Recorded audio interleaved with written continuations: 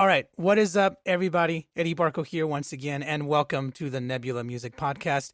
You guys already know I get very excited because I have some very cool people that come on the show to talk about their experience, their career, all sorts of things. They give me the opportunity to explore what drives their passion. And today I am very excited because I have somebody who's incredibly talented, and that is not an understatement. She's absolutely phenomenally talented. She's a threat, to be honest, because she can do so many things so incredibly well. And here's the thing, she's incredibly young too. And so it's one of those opportunities to explore how somebody can get so good so quickly and be able to just be so incredibly creative. I'm incredibly proud and happy to have the very talented Marlhy joining me on this interview today. How are you doing today? I'm doing great. How are you? I'm incredibly well, and all things considered, I feel like I'm doing just all right. I'm curious. You know what? It's so interesting. I've been asking people as they come through the show only this year because obviously this is a strange year, but I like to kind of understand how people have been dealing with. If you don't mind me asking you, how have you been dealing with this whole like lockdown, election year? There's a whole bunch of stuff we don't have to get into, but I'm just curious overall, how have you been handling this whole like lockdown thing that we've been a part of? It's definitely been a stressful year for sure. I mean, when we first, I know in my lifetime I've never experienced anything like this, and just kind of Yeah. having to change our lifestyles and move into this sort of environment so quickly without sort of preparing for it, because this all happened so quickly. It was Yeah. definitely like it took a toll on my mental health, because I'm a very like, I don't know. I like to say I'm an introvert, but I really enjoy having people around me and like having my friends and having that support system all the time. So Yeah. quarantine and lockdown and just kind of not really talking to as many people and just having to change everything, that really took a toll on my mental health for the first maybe month or two. Yeah. And I think it was definitely kind of a scary thing for a lot of us in music, especially in the creative industry, just because Oh yeah. in music, it's all about collaboration and just kind of creating this environment where you can't really collaborate with anybody in person anymore. It's just kind of, it was really nervous to have to figure out, okay, how can we keep working and how can we keep going? Because in the end, I mean, I know I can say for myself, the only way I've been sane through this whole quarantine is the fact that I've still been able to write music, whether it's through Zoom sessions or like socially distant, only like two, three people tops in the room, just like really being careful. I mean, music and writing and everything is really the only way I've been able to stay calm through everything. Yeah. You're absolutely right. I feel like we're in an interesting position where we kind of have the opportunity to see how a lockdown affects creatives in general Mhm. because, being in LA, it's a predominantly creative environment. There's so many things happening in the city, but there's a lot of creatives out here. Yeah. And I feel like we have this unique opportunity to kind of see what happens when everything goes away, when there's nothing going on and everyone's indoors. Yeah. And it was a strange time for sure. Like everybody in music felt it. Everybody felt this immediate separation from everybody else. Yeah. I'm curious for you, when the lockdown first started, were you a little anxious at first? Like, did you kind of feel like lost? Like, wait a minute, like what's going on? Because I know you did mention that for a month it was a bit of a struggle, and I imagine that's the same across the board for everybody. Mhm. But the interesting part is everybody handled that first month a little differently. Some people hunkered down, some people went away, some people just went immediately to work. Like, what did you do the minute that you found out, okay, this is not going anywhere? We're going to be at home for a very long time. What did you choose to do? Um, I cooked a lot. I kind of went into hibernation for like a week, because actually when the lockdown, because in addition to like working and everything, I'm also getting my bachelor's degree Oh, very nice. moment. And my college had just finished our quarter. Like literally when quarantine had started, we were in the midst of finals for our winter quarter. And so basically, I mean, I had just finished that tough quarter and I was just starting my bachelor's degree because I've just gotten my associates, and I had started that. And it was just kind of once that quarter was over and then the lockdown happened, and it felt like everything just kind of came crashing down all at once. And I knew that it was going to take a while for me to get accustomed to this, because I'm always out of the house. I'm always at school or in sessions. I've never really been home that much until this year.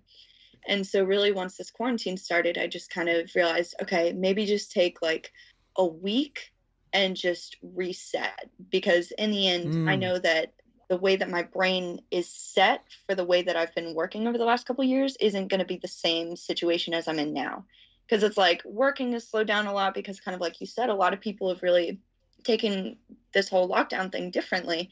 And it's like, I know for me, the best way for me to be able to deal with anything or handle anything is just to work constantly. Like, I mean, if you ask my manager, I am on the phone with him crying and yelling at him why I have a day off and asking if everybody hates me now. Like, it's just, Ah, I always want to be working and I always want to be pushing, because in the end, this is such a tough industry to make it in. I feel like the only way to really get as far as you want to is based on how much work you're willing to put into it. And that's really been my mindset in quarantine. It's like, there were definitely some moments where I felt very just like discouraged and not very motivated. And mm, I realized that's something, I feel like a lot of us, that's something we have to learn to become comfortable with in the time that we're in right now. Is yeah, I know I never really allowed myself to just be like, okay, you're just not there today. It's just not happening today. And I think the problem is, since I've just been in go mode all the time and I was working and at school and everything, I never really stopped to think, okay, am I actually like in the right mindset?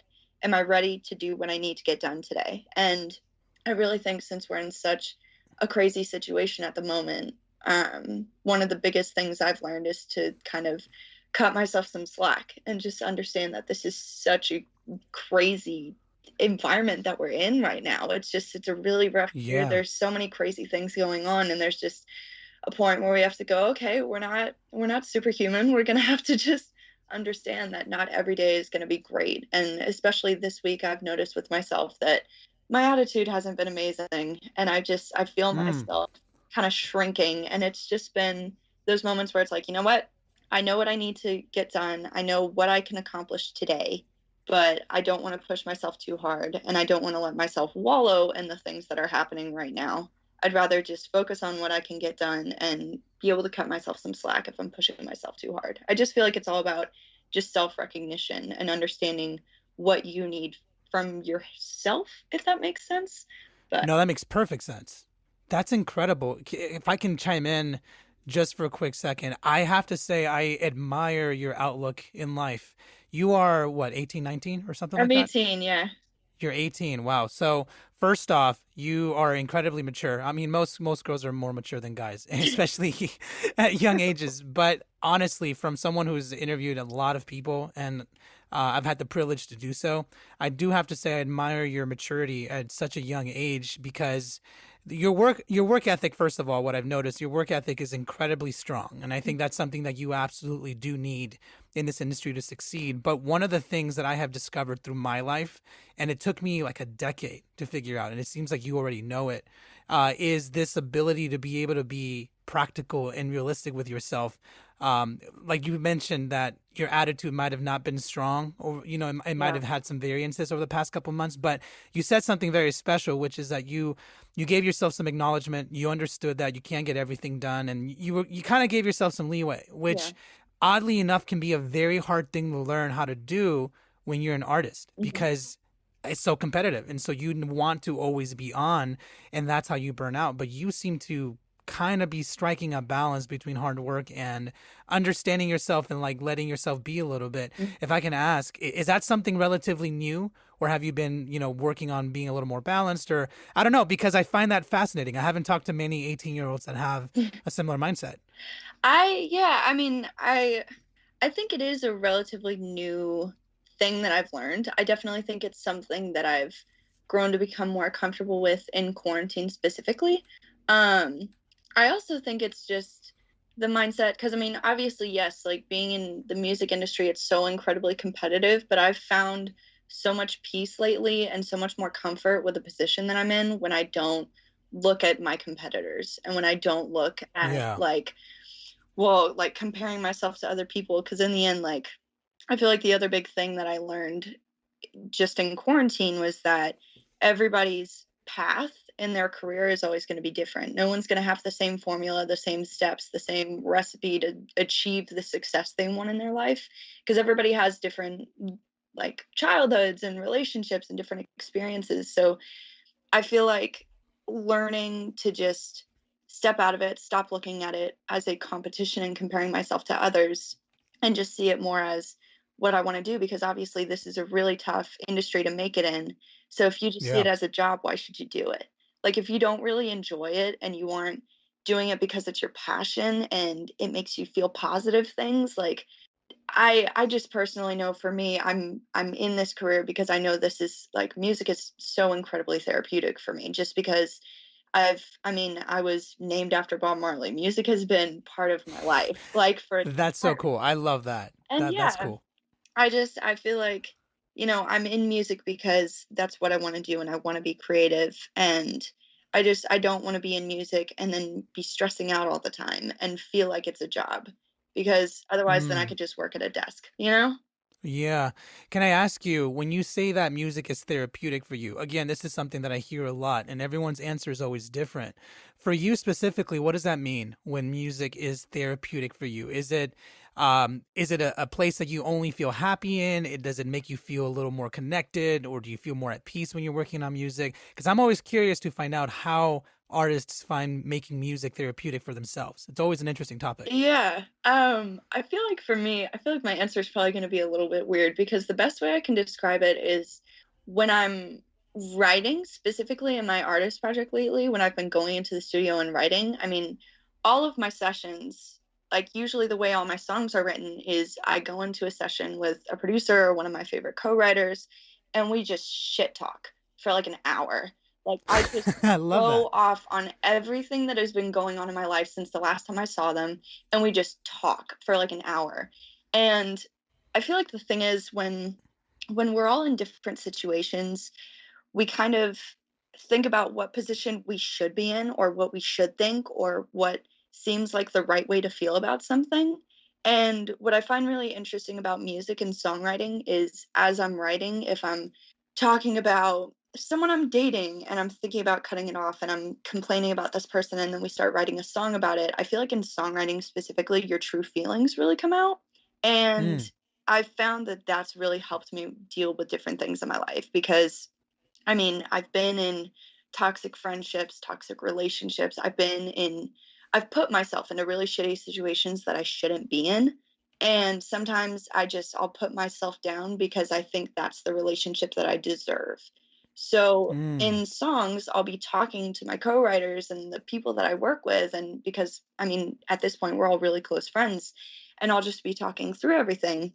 And then we write the song, and I realize how I truly feel, how much that relationship truly is affecting me, and what I want out of it. Because in my songs, I talk about overcoming these things and overcoming these people who are like negatively impacting my life. And so I feel like music's really been therapeutic for me lately, in that like I it's really had me show my true feelings to myself, that has helped me move Mm. on from really bad situations in my life. Interesting. So when you say that it has helped you shown your true feelings to yourself, does that mean that when you're sitting in a room and you're, blurting out phrases or lines, you're basically saying how you deeply feel? Like, for example, if you were in a bad relationship, you might yell out like, "Oh, I hate this, or I hate that, or I hate this about myself." So are you basically saying that when you write your songs, it helps you, like what you say is indirectly how you feel about yourself? Like, is that something that happens? Yeah, I think it's how I feel towards myself and how I feel about people that I let treat me poorly. Like I Mm. know there was That's interesting that you say that, by the way. I don't mean to cut you off, but that's interesting that you say that the people that you let treat you poorly, yeah, because that tends to be the case. I think in my experience, I feel like I have felt that, I used to blame a lot of other people, and I'm not saying yeah, that other people aren't responsible, but a lot of the times it is what we let happen to us, you know? exactly.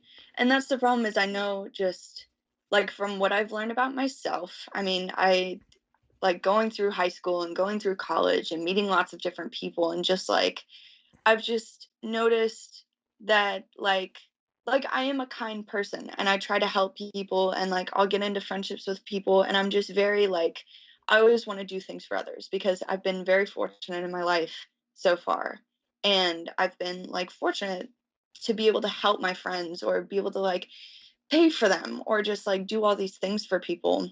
And then I don't know, I guess what I find a lot is, and it doesn't usually come out until I'm writing, is that I put a lot, like I put my heart and my soul into relationships and friendships always. I always give everything.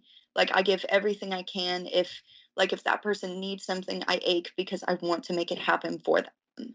And I've really found that the problem is with me, and this is really stuff that I found out through writing, is that like I'll give a lot and then I've made people, because I mean, this is partly on me, I'll teach those people that I'm in friendships or relationships with to grow accustomed to me doing everything for them. So then it Mm, becomes a relationship where they're just expecting me to do everything for them because they know they don't have to do anything in return, which is nothing against them because that's how I've basically created the relationship and they've become comfortable with that. So that's really just something that I've noticed personally that didn't really come out until I was writing, because I'll just be in the Google Doc for the session and just word vomiting and just talking about everything mm. that happened and everything that I've done and make like pros and cons lists or something of like what this person does for me compared to what I do for them, and just kind of analytically looking at everything. And that's just, I feel like that's something that I really have just learned through songwriting, because I don't want to admit that to myself, that I put myself in these situations. We never want to admit when we're at fault for putting ourselves in negative situations, but just looking at my writing, looking at my past relationships and friendships, that's something that I've noticed about myself that sometimes I'll negatively project onto other people, but I've had to learn, I mean, this is something that I put on myself. So Yeah. I'm curious, do you feel like that is something that you're moving past, or is it still something that you deal with a lot? And by that, I mean like having toxic friendships or having people potentially take advantage of your generosity. mhm. Is that something that you are actively trying to not get into? And do you notice that it's still around, or do you feel like it's dwindling from your life? I know it's still there, but I feel like, because I mean, that's just the kind of person I am. That's the person I was raised to be, that like, if someone needs something and if there are people who are less fortunate than you and you have the power to help them, obviously you should. Like, that's Yeah. just kind of the basis that I was raised on. Um, I feel like what has changed is that I've started thinking more about the people that I do get into relationships and friendships with, and I've started Hmm. looking at them objectively and going, okay, so like just kind of, because when you're in friendships or relationships with people, you can usually tell like what kind of people they are after a certain amount Right. of time. And really, I feel like one of the most important things I had to do, and something that was very much easier to do in quarantine. I recommend, if anybody hasn't kind of looked into this in quarantine, I would recommend doing it because that really changed my perspective. I looked at all my friends and even the people I work with. You can even look at Yeah. like your collaborators and look at who cares about me or who cares about the bag. Like, who, Ooh, like, interesting. really just kind of like who cares about your personal relationship and who is just cares about the outcomes and the benefits that they get from you. And that's really Yeah. something that I've learned in quarantine, specifically because obviously this is a really tough time for a lot of people and we're all going through a rough time in this lockdown. And I've had certain collaborators and friends that I've been talking to that have been reaching out, that have been asking if I'm okay. We've been having conversations about everything and just kind of dealing with this. And then there are people who just went off the book. And it's just like, okay, because you feel like I can't benefit you right now. So that's why you don't talk to me. It's just like kind of taking a Mm. step back and looking at who's still there for you. Because really, right now, I know a lot of us have probably reached our lowest at some point during this lockdown. I know I have. I know I've just Oh, for sure. mental health wise, just everything, I know that I've reached, I know I've been at my lowest. And it was because I had depended so much on people who didn't really value the personal relationship as much as the benefits from it. And so it's Yeah. really just, I feel like now is one of the best times to truly look at the people around you, look at the people you surround yourself with, and go, okay, who actually cares about my mental Yeah. health, like as much as I care about theirs, and looking out for them. Like it's just really about finding those true friendships and relationships, which I really feel like right now are really coming out of the woodwork. So I think it's so brilliant that you bring those things up because, like I mentioned earlier, I feel like this is something that took me a decade to learn. Like, we can get into my history and it would kind of blow your mind a little bit. But, like, the idea is, no, I found myself in very similar situations like you did, but before the lockdown, like years before. Yeah. And I remember almost feeling like in limbo, like feeling like, that you feel crappy, that there are some friends or connections you have that aren't necessarily beneficial to your well-being, Yep. but you don't really know why. You can sit there and analyze it. And then what I found for me is that it was very painful for me to actually think about it. So I would never do it Yeah. until I got a little older and a little more comfortable with that. I was able to sit there and, very much like you, I didn't necessarily make a list. I'm not sure if you made a list, but I definitely took some time to think about certain people in my life that were, I don't even want to call them toxic. I just knew that they weren't there for me when I Yeah. needed them. And I just, moved on, so to speak. And I don't know if I just cut them out of my life or if I just simply moved on, but I just did so. Yeah. Now, I will tell you this, one of my challenges was I felt a little selfish doing so. Obviously I got over it, but at the time when I was trying to figure it out, I found myself, this thought will cross my mind, like, is it selfish for me to just walk away? Like, is this bad of me to do so? Mhm. And I'm curious for you, when you were starting to think about this stuff, did you ever get a moment where you felt like, oh no, this is selfish of me to walk away? Like, I don't know. I'm curious if it was easier for you or if you had to struggle with that thought. It's definitely a struggle. I mean, actually, what you were saying about like how you realized this a while ago and kind of learned to get those people out, and it's something you didn't really want to think about. I feel like for me, that's probably something I would have kept putting off too if the lockdown hadn't happened. Because Hmm. just with the lockdown and quarantine, that forced me kind of to start thinking about that stuff. Because I mean, we're all in our homes, like there isn't really much to do. So it's just kind of it gives you a lot of time to think about everything. And I genuinely think the lockdown is the reason that I finally started thinking about those things because I had the time and I didn't really have any excuses not to think about that and really process like what negative energies I allow into my life and how that's impacting myself mentally and physically. I mean, to this day, I'm still kind of finding those people and it's really hard. And I feel a slight sense of like regret or feeling selfish because like there was someone that I was really close with in high school. Um and we were really close, like we've always been like kind of close for years, but I noticed I'm always the one reaching out and I'm always the one initiating. I'm Yeah, always the one kind of holding that relationship together. I know that feeling. And yeah, and it's something that we don't want to accept because that's a really vulnerable position to be in. So we don't really want to acknowledge that we're in that sort of situation with somebody. And finally I was just like, I keep hitting you, like I am literally the only, like I am the reason that we still have any communication. It's like Yeah. you don't put in effort. Like, yeah, we'll hang out every once in a while, but I mean, And then when you don't show up or you have to cancel, they get really mad and you're like, you could reach out to me too. It's like, exactly. yeah. And that's a really hard, especially when it's a friendship or relationship that you've had. I mean, this person and I, like, we've been friends for maybe like 5 years now.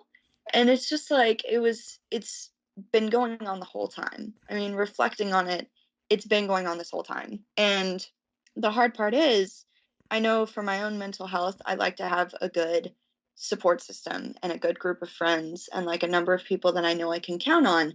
And I realized that I kept keeping in touch with this person because I cared about that person and I thought that that was a stable friendship for me. And then I realized that I'm really the only one reaching out, making the first move and like reaching out to that person and making sure they're okay. And like just reaching out and asking, hey, are you doing okay during all of this? Like, do you need to talk or anything? And then I just finally wondered, I wonder what would happen if I just didn't say anything for like 2 weeks. Mm, that And tends to be the kicker right there. that That tends to be that. that is so hard. Like, it's really Yeah. hard because you don't wanna do that because part of you already knows what the answer is gonna be.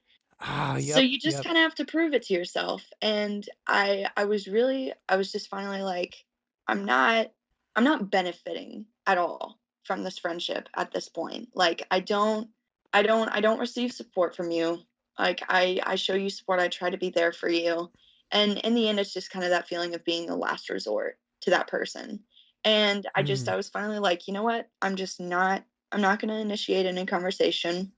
It's been like, I think 3 weeks now, and I haven't heard anything. And I was just like, mm, "You know what? It's tough. That's a really tough realization to come to and something really tough to accept."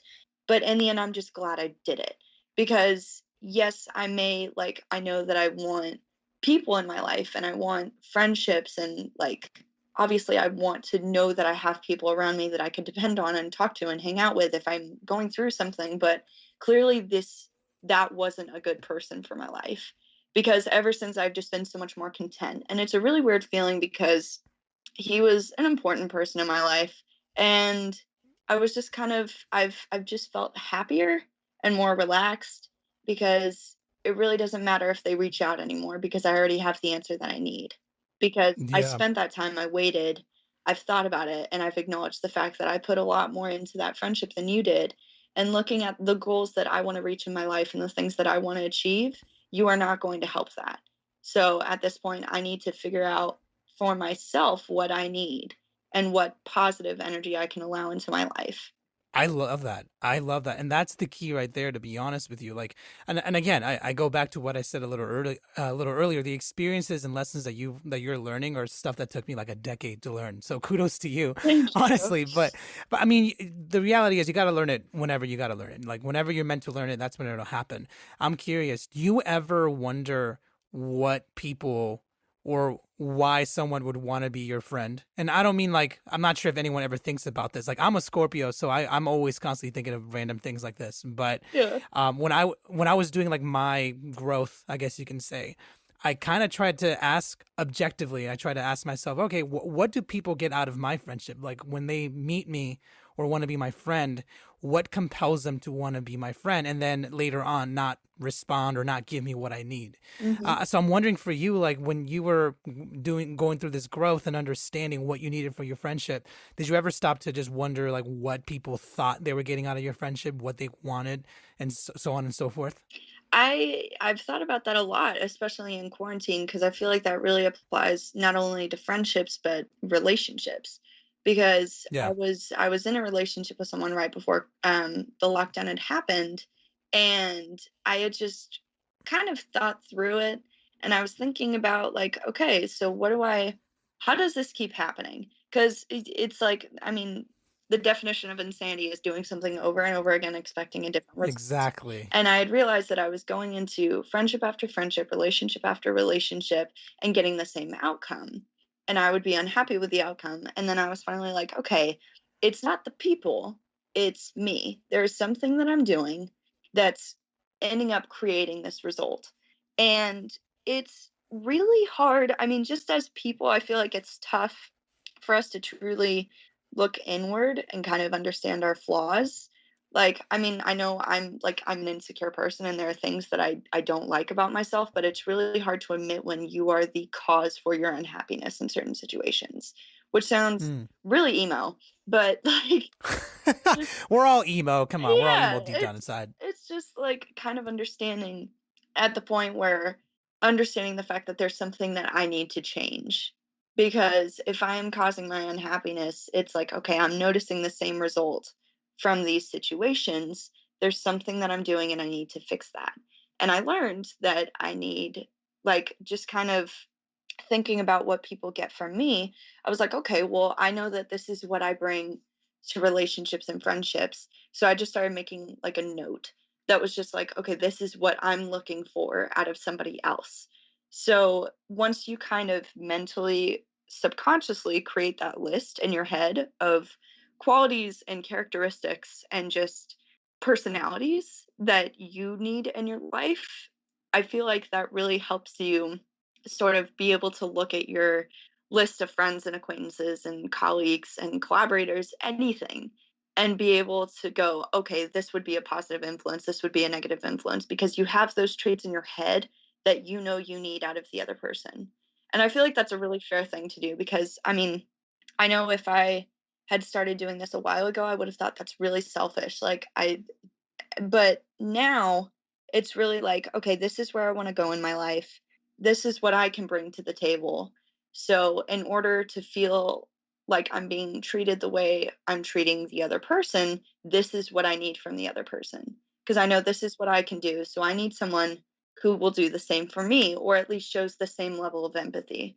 Because that's something I feel like is a little bit difficult, especially in high school, like coming out of high school and really figuring out who truly has empathy and who doesn't, because that's way bigger of a thing than than I thought it was. I don't Oh, know. it is. Trust me, it is. Yeah. Yeah, dude. What's crazy is what I've learned through my experience is the way you're thinking about things is exactly how you need to think about things to better your life and to have a very happy life.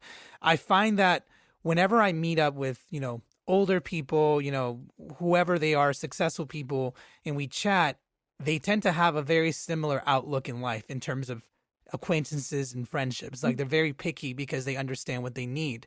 And I found out that when people sort of like for you and me, for example, when I went through my process of kind of weeding people out and understanding who needed to stay and who needed to go, there were some people who kind of fought against that, who thought I was being mean or Mhm. whatever.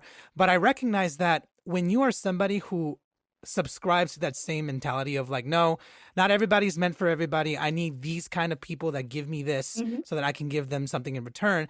I find that when somebody's not on that mental plane, when they don't understand that just yet, they tend to get mad at that. Yeah. They tend to be upset at you. But I find that when others are sort of along that same mental mindset and you kind of make them aware that, hey, you know what? You're just not somebody that gives me what I need, and I'm not someone that gives you what they need, Mhm. what you need. People tend to understand that. They're like, oh, okay, I get it. Yeah, you're just this other person. I'm different. No big deal. Yeah. And so that's the interesting part that I discovered is that when people are mean about it, it's just because they haven't gotten there yet. But if Yeah. they understand, they're there to some extent. Mhm. And that's a Yeah. really hard it's a really hard thing to accept, because I know, like, I mean, I'm 18. Like, it's really tough to stand up to the people that you've been friends with for so long, like Mm. just out of high school and Yep. that stuff, because that's such an important part of your life at that time. Because there's not really Right. anything else. It's just who And it's you are. understandable because you're right. It is a huge part of your life. Yeah. And it's definitely a really hard thing to accept and kind of learn to be okay with. But I mean, it's just everybody has different kinds of chemistry. Everybody has different personalities, different situations, different families, different everything.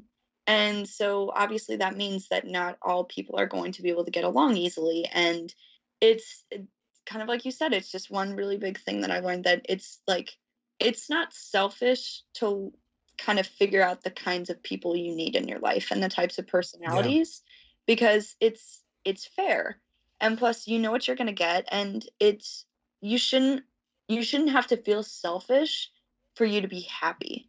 Like, Yeah. you're the fact that you're looking out for your own happiness and figuring out the people who will help you reach that, and that you can help them reach that happiness too, that's not selfish. Like, that's just being aware. And I feel like that's something that I really needed to kind of understand, because it does feel selfish when you've been friends with someone for a while, but it really just feels like they're taking and they never give anything back. And that's something really hard to come to terms with. But in the end, you shouldn't, like, you should really just be focusing on how to make yourself happy, how you know you can make others happy, and how to create these, I mean, symbiotic relationships, and just Yeah. healthy relationships, whether it's a friendship or a relationship. Yeah, and you know what's cool about what you just said? You said something, I can't remember the specific words, but you said something like, you shouldn't feel selfish for wanting to be happy or Mhm. something like that. Yeah. Do you ever watch this show called BoJack Horseman on Netflix? Did you ever see that show? I haven't. I've seen like snippets of it.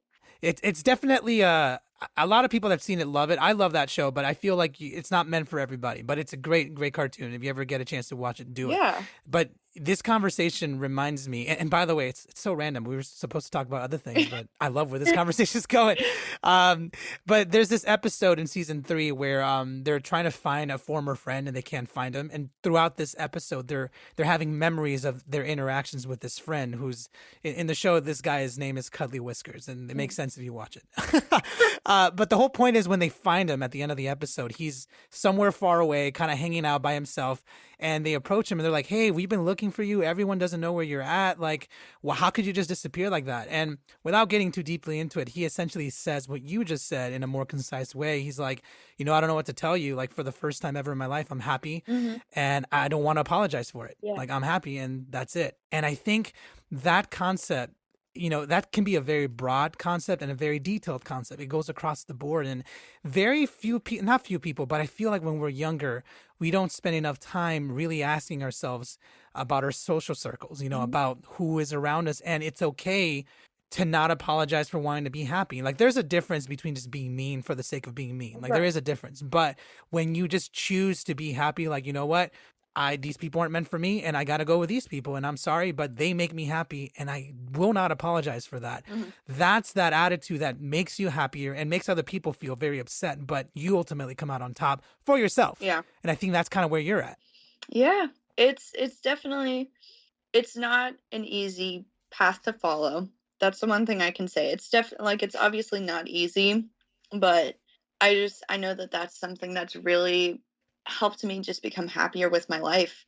Because, growing up and going through high school, we're taught to, like, well, in order to be happy, you have to be popular. And in order to be happy, and, like, you have to be cool and you have to be, like, in the right circles and everything. And it's just, like, it's kind of a weird thing, but I just, like, I created a new, like, this sounds ridiculous, but it was just a big thing for me because when I was growing up and going through high school and going to different parties and just kind of making connections and just having, like, a bunch of people on Snapchat.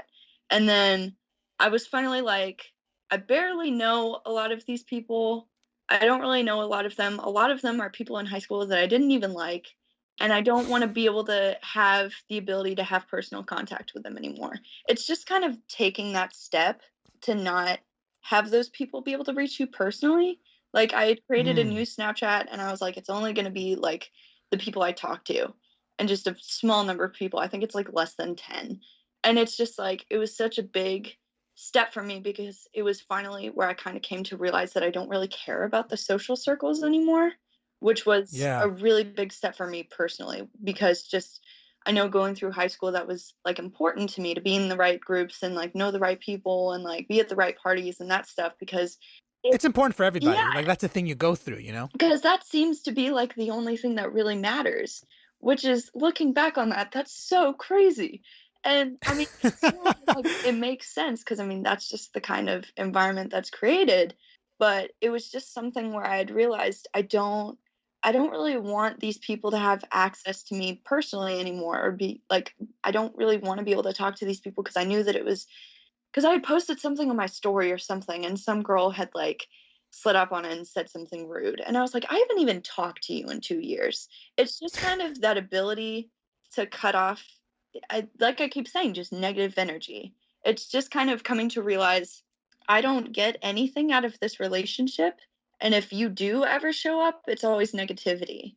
So I'm not sure why I should even allow this form of contact to be available for us, where you can have this personal contact with me when I know that I'm unhappy every time I see your name.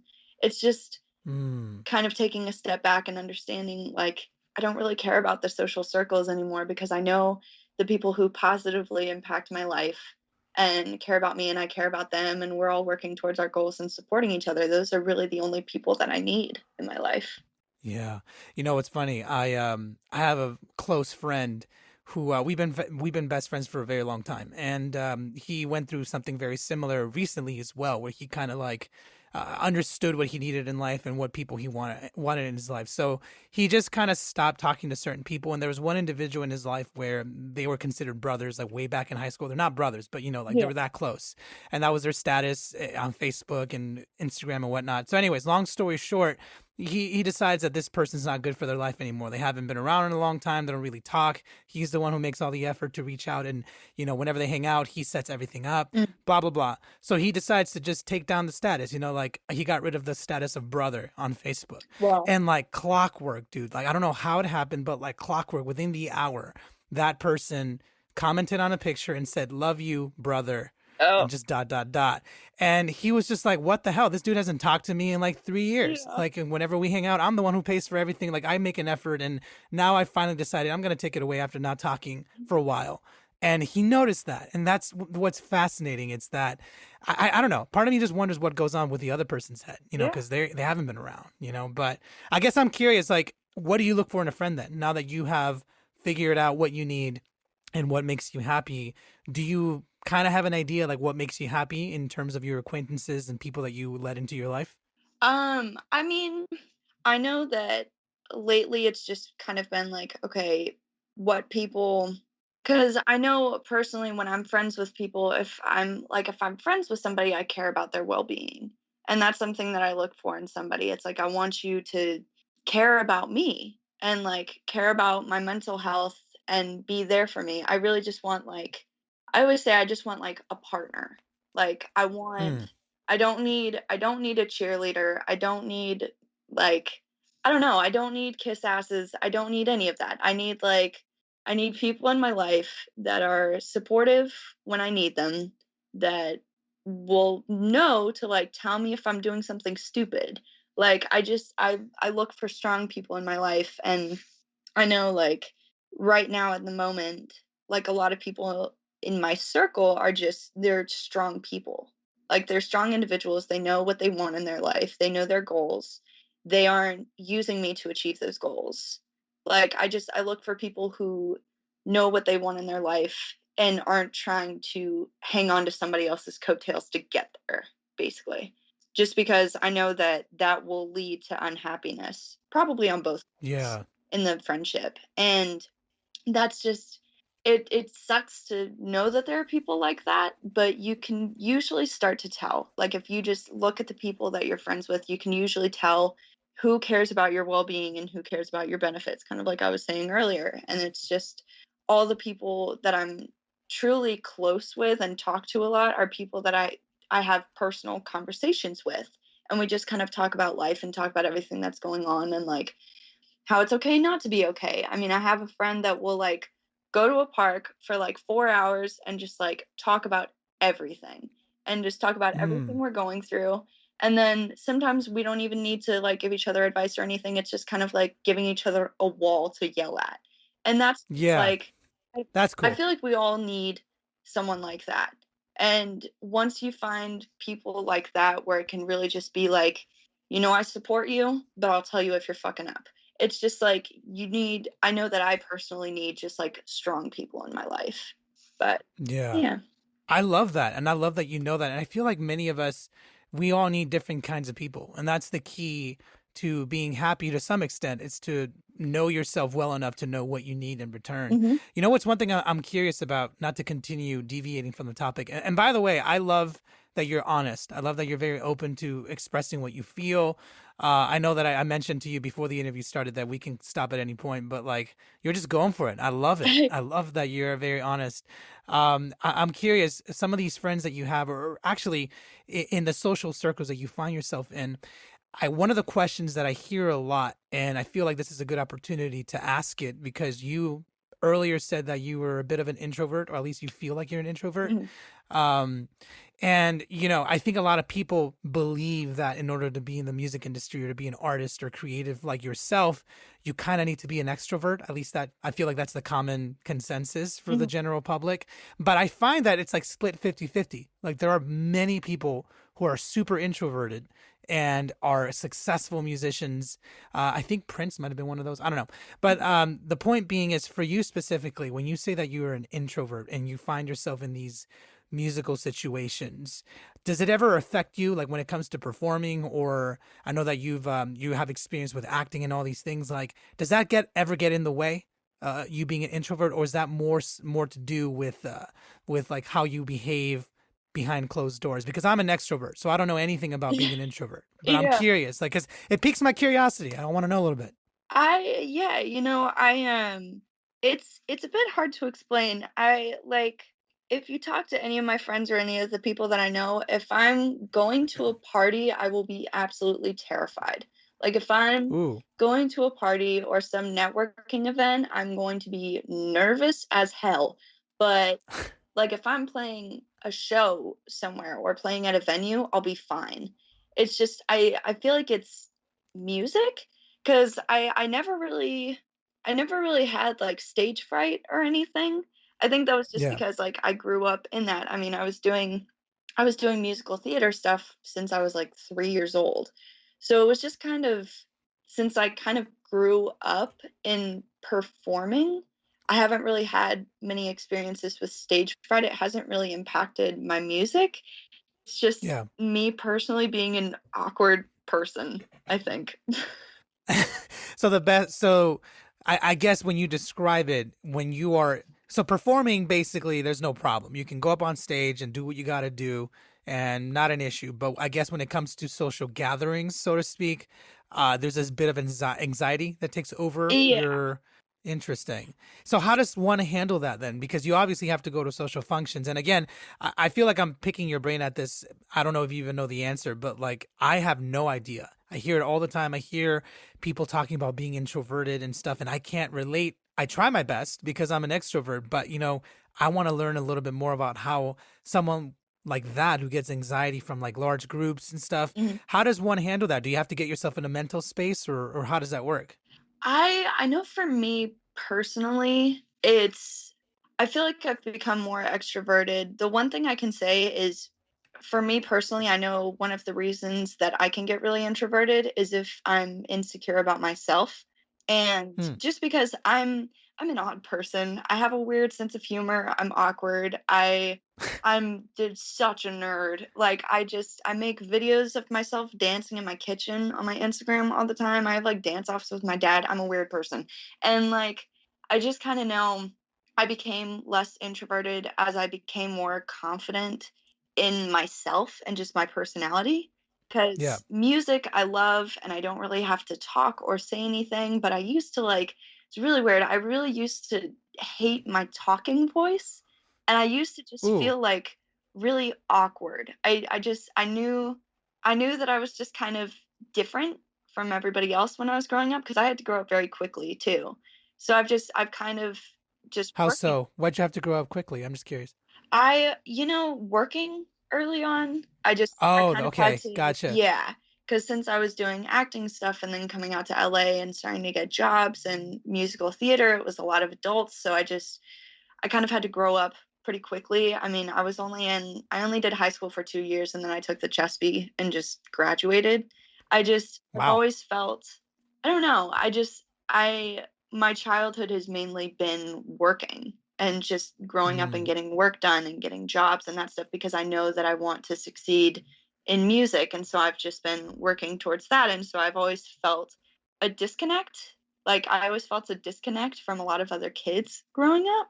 Mm. Um, and so that always made me really introverted and just kind of not liking my talking voice. I don't know what that was. I don't know when that happened or why that happened, but just kind of that combination of things growing up and being around other kids and being around judgmental people just I feel like made me really introverted, but as I've become more comfortable in my own skin and my personality and just kind of understanding that I'm a goof and that's just the person that I am, like just kind of becoming comfortable with that has made me more extroverted. Um, Yeah. but the other thing I can say, something that I had learned is sometimes you can just like create sort of, it sounds kind of weird, but create maybe like an alter ego for yourself. Because when I Mm. was back in Dallas, I took vocal lessons from this teacher. He's an incredible singer. He's absolutely amazing. And he was in this band, but he was like one of the most awkward people. He was such a kind guy, but he was really awkward and like really introverted. And so he had created this other persona that was basically him, but it was just a different name and it was more energetic and outgoing and more extroverted. And so that's how he was able to deal with like social situations and shows and stage fright. So that's something that Interesting. I've kind of noticed when I go to have to go to networking events or something like that. It's like, okay, I know that I want to be perceived as this because this is the person I am. This is what I want people to see. I don't want people to see that like awkward girl who doesn't really know how to start conversations with people. I just kind of set the goal in my head of the person I want to be and stand up for that and just kind of go for it. But yeah, I mean, if anybody is having issues with trying to be more extroverted and they're really introverted, I think becoming comfortable in your own skin was a huge thing for me. That was a huge cause of my like being introverted. Um, but yeah, just have fun with it. Make a character for yourself or something, or a different name, just so you feel like it's not as vulnerable. So Yeah. Interesting, because I used to hate my voice too when I was growing up, even all the way through like my early It's just 20s. Interesting because I end up, hosting a podcast, which is such a strange turn of events. yeah, But, I do find that hating your voice is something that not a lot, but definitely some people hate. I feel like everyone has like one thing oh, that you don't like about yourself. It could be how you look, your voice, blah, blah, blah. And it is true about overcoming that. What's interesting for me is that you hated your voice even though you were acting and doing musical theater. It's bizarre, but I guess it can happen. It can absolutely happen. yeah. Did that ever get in the way? Like when you were actually acting and doing musical theater, did you ever like stumble or maybe pause too long? I don't know what I'm trying to say, but I guess I'm wondering if like you hating your voice growing up, did that ever get in the way of you performing correctly when you were younger? Yeah, I'm trying to think back on that. I don't The thing is, I don't think that ever happened just because I was playing other characters. I think since I Mm. was like a different person, it didn't really affect me as much. But I know just like even to this day, I mean, I feel like we all like we hear ourselves in recordings or something. Like I'll get off Zoom class and I have to watch a recording and I'll hear myself talk and just be like, ugh. But I feel like even just like hearing recordings of myself talking I always kind of am not proud of because I'll just hear myself talking like, I think when you were performing, it's one of those things where it's like with me. If I can be honest with you, when I first started this podcast about 4 or 5 years ago, the very first year, I would say, I would never struggle during the interview. Mhm. Like I'm very good at it, but afterwards, I would listen to it and I would be like, ugh. I don't like how I said that Yeah, or how that sounds. And that would be in my mind the next time. And I would do just fine the next time, but there might be like a moment or two where the thought crossed my mind and I had to like think about it for a second and get it out of my head. So I right. like would stumble for a second. So I imagine that's kind of what happened. I want to Yeah. explore a little bit of what it was like to grow up being in musical theater and acting as a kid, because you've been doing it for a very long time and you have experienced some very good success doing it. And like I mentioned at the beginning, you're kind of this threat. You can do a lot of things incredibly well at a very young age. And so acting is something that I'm not very familiar with. Like I've been on set before and I worked on commercials and stuff like that, but like I've never known what it's like to be a kid on set and having to do all this bunch of stuff. So I'm wondering, how was it like? And I know that's a broad question, but maybe you can walk me through a little bit of your experience. Maybe a couple of the first experiences that you remember and how that, you know, evolved as you went along with it. Yeah, I mean, when I had first started working, because yeah, before I had started drumming, because drumming is how I got into music. Before I had started drumming, I was doing. Which is cool, by the way. Thank I love you, that. thank you. Drummer to drummer. I love your drumming, by the way. And we'll talk about Yes, that. But no yeah. way, thank you. Yep. But yeah, when I was doing musical theater and acting, I just kind of noticed, I don't know. I think I'm trying to think of like the first experiences in acting. I feel like that's another reason. I feel like that's one of the main reasons that I kind of grew up quickly or had to grow up quickly and mature quickly. Um, just because being in acting situations and like working with lots of adults and having kids there, it's so much easier for everybody to do their job when the kids aren't like running around all over the place and being crazy and not paying attention. That was just something that I noticed, like, okay, if I'm just focused and I learn my lines and I do my part, then I'm not stressing anybody out. Just kind of like learning how to act in these situations. I mean, it's learning how to work in a job early on in your life. What's kind of cool is just about all of the acting jobs that I've done in my life, I was drumming in just about all of them because I had done Really? yeah, I did a commercial for Target for like back to school, I think when I was like 10 years old. That was like my first big job in LA was like playing drums and we did like I think it was We Got the Beat by the Go-Go's. Oh, I love that. That's And cool. yeah, I was playing that. I was like 10 years old and it was just like we were on set for like 12 hours. And then Man. It's pretty average though. 12 hours can be Yeah, pretty average. Yeah. but yeah, I mean, I've been fortunate enough. I mean, honestly, if I had to pick between music and acting, I would probably pick music. But luckily, I haven't really had to pick just because music has been so involved with the acting stuff because I've been able to drum in just about all of my acting jobs that I've gotten.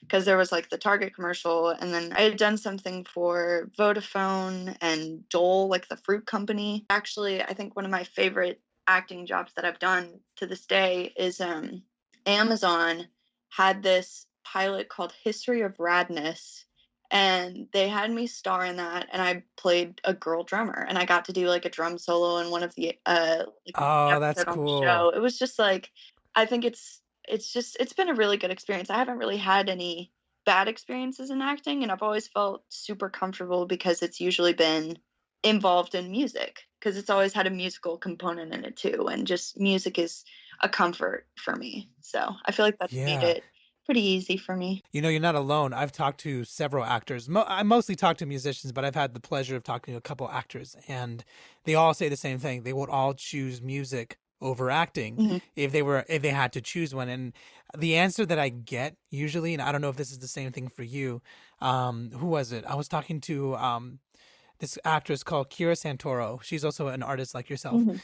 and she was mentioning how the feeling that you get from live performances is really the addicting part for her, Yeah. and that if she had to choose, that's the reason why she would choose music over acting in general. Like obviously you have musical theater, there's live audiences there, but I don't think it's the same when you have a room full of screaming fans and you're just playing a song and they Yeah. love it. Is that the same for you? I think the main reason for me, because that's definitely a big part. I mean, the live performance, I miss it so much. It's been too long. I Um, know. We're like 9 months in, dude. It's it's crazy. crazy. I'm losing track of time and I'm starting to get comfortable just being stuck in my house. And I'm like, I can't do this. I gotta get out. We're Um, becoming hermits, man. It's crazy. I know. Um, But yeah, I think the reason that music is higher on the list for me is just because it's helped me get through a lot in my life. I know that a lot of things that I've gone through and breakups and everything, I mean, all of my songs, anything you hear on my artist project, that's the one thing I always like to maintain, and one thing I always say about my music is it's authentic. It's me. Like every song you hear, I've written on it. Every song is a personal story, something that's actually happened to me. And it's just like there's several songs that I've released that really helped me get through things. Like I had put out the song Make 'em Hurt that I had actually written in the studio the day after I had just had like my first long-term relationship breakup. And it Ooh, was just that's not really something I get from acting, just that sort of connection with the profession. Like I absolutely love acting and I love creating these stories and being able to dive into these characters, but there's something about music and really opening up and just really, I mean, the reason I've been able to get through a lot of these like hurdles and obstacles in my life is from writing songs about it. And I just that's a connection I haven't really been able to experience with any other profession or anything else. yeah. And I feel like it's one of I think there's a lot of creative things that help with specific things. Like I believe, and this is hearsay, like I've heard this from other people, but I don't know from experience. But I've heard that like painting, for example, Mhm. it can yield similar results when it comes to like emotions. Yeah. But I can see how acting is different. Like acting, I know lots of people put emotion into it, but it's different. Mhm. Again, and I'm not an actor, but I imagine that it's very different from pouring your heart and soul over a song and Totally. stuff. And I'm glad that you're doing it because I think it shows because it's very good music. And actually, Yeah. I'm wondering, I'm very geeky about this because I'm a drummer and I've been a drummer my whole life. That was my career for a very long time. I mean, it still technically is. Mhm. And I'm wondering for you, like, what was it about the drums that made you want to start playing it? Like, is it something that you've been playing since you were like a tiny, tiny little kid, or was it something you picked up later on? Well, okay, basically the story with drums is that when I was about, I want to say like 5 years old, my parents bought Rock Band on our Wii, Oh, nice. and I loved it. I played the drums every time. Every time we played that game, I always wanted to play the drums. And I was scoring like pretty well on it. I mean, obviously, I mean, I'm sure you know the Rock Band drums are definitely not an accurate representation of Nope. an actual kit, but They're so delayed. You have to like hit at the wrong beat to get it. It's so strange. it's an interesting experience for sure. But we had kept playing that game, and finally my parents were like, because I mean, I had tried dancing, I had tried sports, I tried soccer, but I didn't like it when they took the ball from me. So they were like, all right, well, she's not playing sports. But really, after Rock Band, my parents were like, I wonder if it's music. Like, I wonder if that's what she wants to do. And so they had signed me up for drum lessons at the School of Rock in Dallas. And I went in there the first day, and I had my first drum lesson, and I learned Back in Black by AC/DC.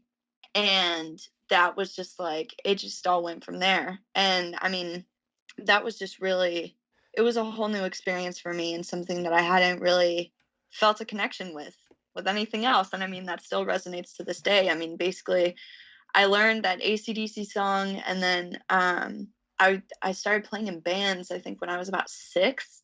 And so then Nice. we started playing covers around Dallas and going to different clubs. And then I would start becoming like friends with the bartenders at the different clubs, because they would be like, oh, little drummer girl, there she is. Like, they always knew I That's was cool. coming. It was just like, it really was a crazy experience for me in my life that I loved, and I immediately connected with. And it just became such a big part of me. And I really couldn't let that go. And so I just kept making bands. And the rule in my family, because I knew I wanted to learn more instruments, so the rule that we made in our family was, you can learn as many instruments as you want, we'll help you get instruments, but you have to spend at least a year on each one. So Ooh, I spent that's a good it rule. I like it that rule. is. And I was pretty annoyed about it at first when I was like 7, when we agreed on that. But I'm actually really happy that my parents like stood firm on that, just because I mean, it's it's great when you can be like, yeah, I can play a little bit of everything, but it's like you only know like a one chord on the guitar, and like how to play Seven Nation Army on the bass, and that's it. Like, it's just, it really, it was smart. They're very smart people. But yeah, that was the rule, is like at least a year on each instrument. So I was able to like learn drums for a while, and then I spent a year on bass, and then we got a guitar, so I spent a year on guitar, and then we got a keyboard. And it just really helped me sort of create just an overall knowledge of music as a whole, which I'm really grateful for, and I really feel like has helped me feel more comfortable being an artist. Because one of my favorite things about being an artist is the fact that I know a lot about music and all the different elements of it. So I know what I'm looking for, and I'm able to describe that to the people I'm working with. So Yeah, and I absolutely love that you have that knowledge. I think it definitely helps when you can play the instruments and you can kind of combine the knowledge. yeah, I'm curious. Out of all the instruments that you play, I imagine drums is the main one that you enjoy the most. But is there like a second one that comes pretty close? drums are my favorite for sure. I really like playing the flute. That's I love playing all instruments. I really love playing bass. But I think How many can you play? uh, Like ballpark. How many instruments can you play? I think last time we counted it was maybe like 8 or 9. Um, Nice.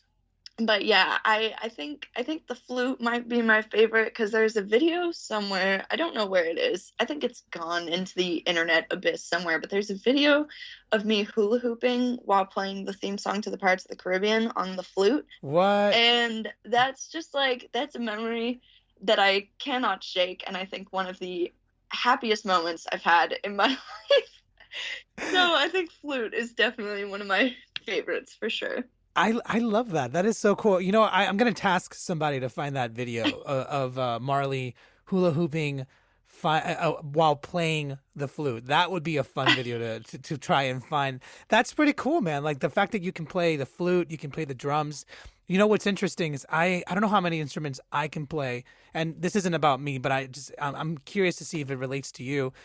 This my second favorite instrument is piano. I'm a fairly good Mhm. pianist, even though I'm primarily a drummer and percussionist. Mhm. And I find that sometimes the musical elements between both the drums and the piano tend to coincide very well Yeah. because the piano is a very percussive slash harmonic instrument, whereas the drums are obviously more percussive, but they can be harmonic. But Yeah. anyways, when it comes to producing music and it comes to working with composers and songwriters and whatnot, for me, I find that being able to have both that knowledge of piano and drums helps me quite a bit because they kind of bounce back and forth. Yeah. Is it the same with like flute and drums? I don't play any woodwind instruments. I don't play saxophone, flute, or any of that. I've never had any interest in the woodwinds. Sorry, guys, Yeah. if you play. I just it's not my thing. But I definitely I'm a rhythm guy. I love Yeah. guitar, bass, drums, and piano. So for you, is there ever like a time when you're working on music where like the flute knowledge that you have and the drum knowledge that you have combine and create something cool? I'm not sure if my flute knowledge has ever come to play in sessions, which really sucks. I really need to up my game and like start bringing my flute to sessions.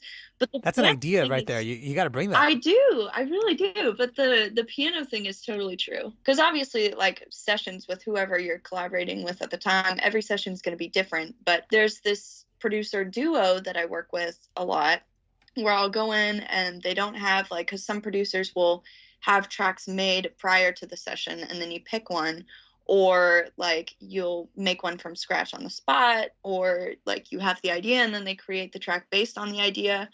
And there's this producer duo that I work with where they just let me sit at their piano and they just start recording and put like some reverb on it and mic the piano. And then I just start playing different chords and chord progressions and just thinking about Hmm. everything that's going on in my life or something that's particularly taking up a lot of my mind at that moment and thinking about that. And then just playing chords that fit that story and that mood in my head.